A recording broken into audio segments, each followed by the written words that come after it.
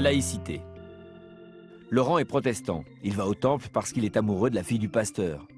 Marie-Pierre va à la messe tous les dimanches et anime le catéchisme dans le collège de son fils. Slimane est musulman. Il fait le ramadan pour faire plaisir à sa mère, mais il ne croit pas vraiment en Dieu. Gabriel, juif fervent, éteint la lumière et ne touche plus à un appareil électrique dès le vendredi soir et tout le samedi, c'est Shabbat. Sophia dit qu'elle est catholique parce qu'elle est baptisée, mais elle ne va à l'église que pour les enterrements et les mariages. André est athée et quand on lui parle de Dieu, ça lui donne des boutons. Georges se demande si Dieu existe et ça l'angoisse parce qu'il voudrait bien qu'il y ait quelque chose après la mort.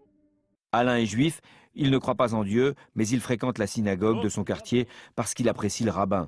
Lucien est agnostique, Dieu ne l'intéresse pas.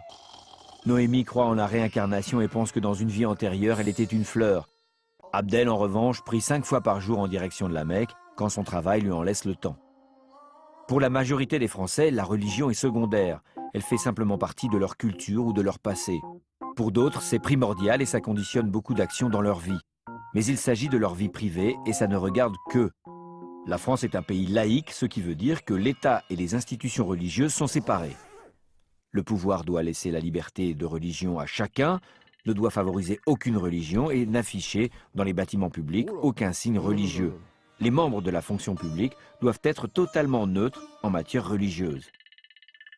C'est très particulier à la France et ça date de la fin du 19e et du début du 20e siècle. En 1880, Jules Ferry, ministre de l'Éducation, décide que l'école est obligatoire, gratuite et laïque. Avant cette date, c'était l'Église qui dominait l'éducation et donc les consciences. En 1905, une majorité républicaine vote la séparation de l'Église et de l'État. L'État ne finance plus l'Église catholique, ne paie plus le clergé et ne considère plus le catholicisme comme la religion officielle du pays. Mais la laïcité vient de plus loin, de l'idée développée par les philosophes des Lumières qui, au XVIIe siècle, considéraient que la raison devait prévaloir sur la spiritualité et que la religion figeait l'homme dans un ordre établi, l'empêchant de s'épanouir et de se libérer.